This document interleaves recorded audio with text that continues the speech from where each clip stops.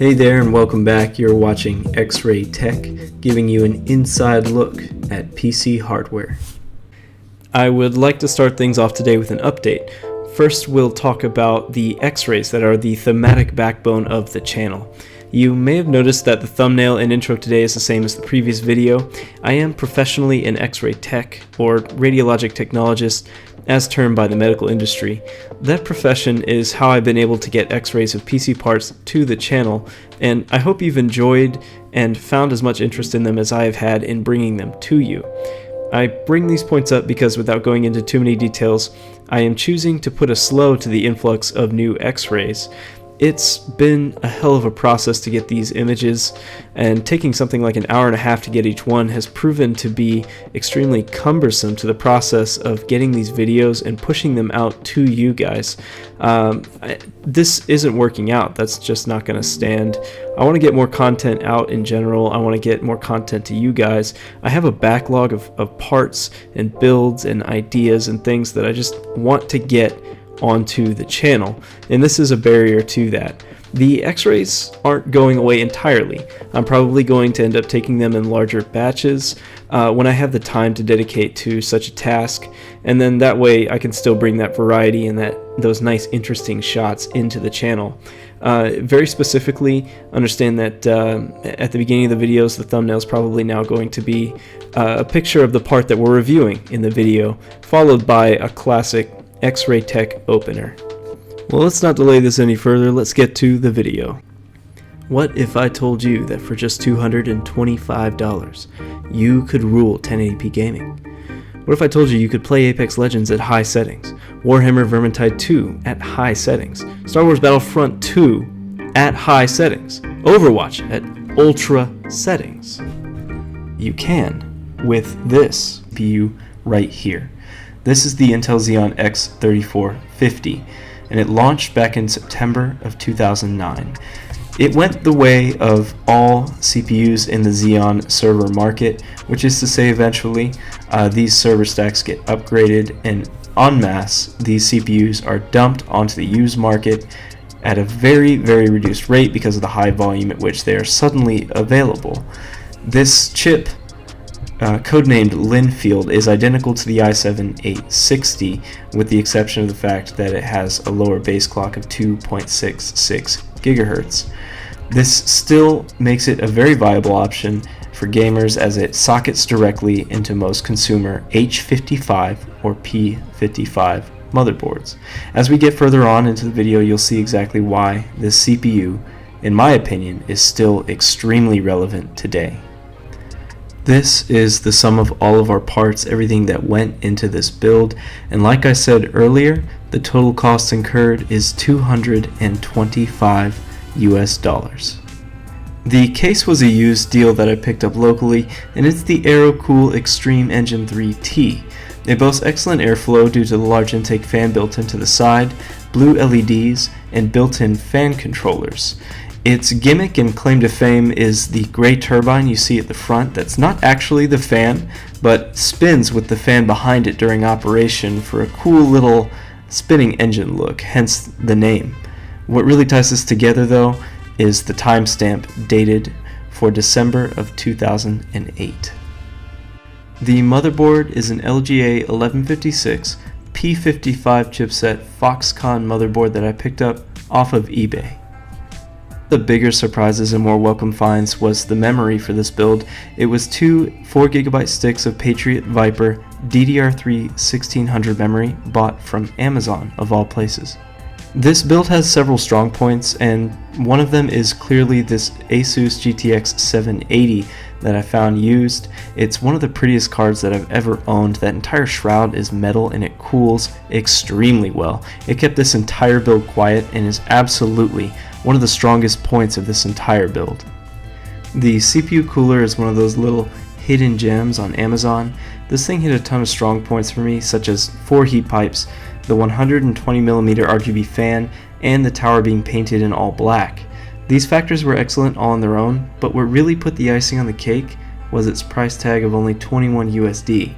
It proved more than capable of keeping our 95-watt Xeon cool despite the mild overclock we applied. More on that later. For now, let's keep things moving with some shots of the build assembled, detail the overclocks we were able to achieve, and dive into my favorite part, the benchmarks. Assembly was smooth overall, though the case's age showed in that it lacked any type of cable management.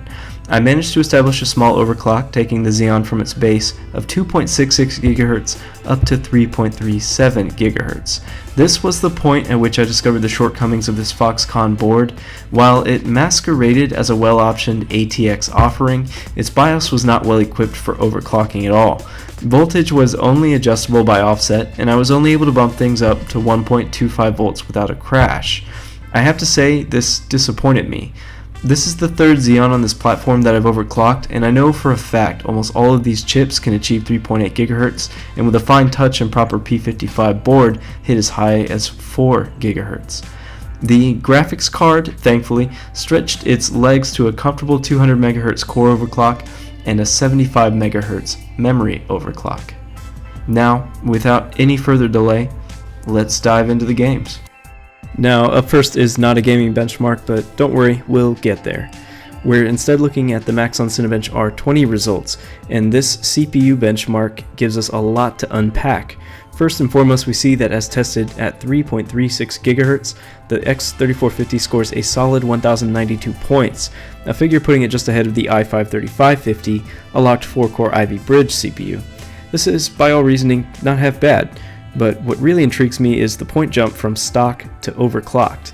There's a whopping 20% performance increase with just the meager overclock we were able to apply to this chip, representing roughly 50%, I think, of the total overclocking potential of this CPU, which also highlights the fact that you must overclock this CPU to really get the full potential out of it. There's huge gains being left on the table by leaving it at stock clocks. So if you do buy it, plan to overclock. Finally, getting into the meat and potatoes of our gaming benchmarks, I want to state firsthand that everything was tested at 1080p, and I'm also going to state that you're not going to see just one set of average and 1% low FPS values. You're going to see two sets. You're going to see the build as it is with the X3450 and the GTX 780, and to illustrate the potential of this CPU and how much more it has to give, I also conducted the same tests at the same settings with the GTX 980 Ti to see if we could hit the point where the CPU becomes the bottleneck and thus represents the maximum performance it can offer us.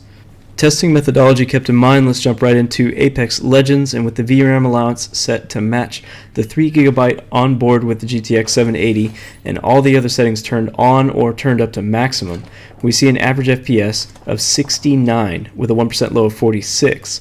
Testing with the 980 Ti allowed the X3450 to stretch its legs just a bit further and push FPS to 91 with a 1% low at a buttery 58 FPS. Transitioning to Star Wars Battlefront 2 at the high preset, and we get to appreciate how well optimized the game is as we see an exact return of 60 FPS and lows of 40 FPS running the GTX 780, and swapping it over to the 980 Ti one can see a massive jump, all the way up to 99 FPS with lows of 64. Moving over to Warhammer Vermintide 2, a title I had assumed was going to give us a hard time given the age of our CPU or perhaps our lackluster overclock. I was pleasantly surprised to find that with high settings, we saw a respectable 65 FPS and lows at 38. We did see that the primary load was on the CPU itself, as when looking at performance with the 980 Ti, only a small gain to the tune of 71 FPS and lows of 44 were made. All in all, a respectable showing for the X3450. We move on now to the ever-forgiving Overwatch, a game that consistently bestows its blessings upon lowly, outdated hardware like this CPU today. This was proven true as gameplay at Ultra settings gave us a gracious 122 FPS with a 1% low value of 84 FPS, which, when seen through GTX 980 Ti shaped lenses, revealed nothing, as the values show 120 FPS and the same 84 FPS 1% lows, meaning that ultimately the CPU is tapped out at that mark in both tests and is the bottleneck in this particular title. Still an absolutely respectable return on FPS. The last title I benchmarked is a special treat to you that I'll include in my future benchmarks, as it is a ton of fun to play, and to be quite honest, I found myself queuing this game up to test with and losing myself in a few matches more than necessary each time that I brought it up to play. That being said, I played in the Frontlines game mode, the Grand Blue on Red Team battle, and used an average taken across all 4 available maps in the game. With textures set to medium and all else set to low, we managed to achieve a somewhat fluctuating 58 average FPS with lows at 30, an experience that was playable but at times frustrating, seeing as neither the CPU nor the graphics card were tapped out completely. Upgrading to the GTX 980 Ti did not alleviate the issue to the degree that I had hoped, but instead gave us a meager return of 70 FPS and lows of 40 FPS respectively, while still not quite utilizing each component to their full extent. This points to a problem with optimization of the game itself, at least in my mind, and I did learn from other resources that Mordhau, while fun, was pushed out by a small team of developers, which helped the situation make more sense, as a smaller team may have had less time to focus on the nitty-gritty of optimization before trying to get this game launched. To be honest, I do find it enjoyable, and if you're sitting with a card that has at least 4 GB of VRAM, something like a GTX 970 or better, you're not going to experience the same issues that I experienced, and to be honest, it is playable. So there you have it. As things draw to a close, I want to conclude that with the right know-how and parts, even 1080p high settings or mixed high settings gameplay can be achieved on even so low a budget as $225, even in some of the latest and most popular titles. What are some of your thoughts on the Xeon X3450 that we tested today and the LGA 1156 platform as a whole? Let me know in the comment section below, and feel free to like, subscribe, and hit that little bell icon so you know when a new video is out, which, as I stated, should be at a healthier pace as we move forward. Thanks again for watching. This has been another episode of X-Ray Tech, giving you an inside look at PC hardware.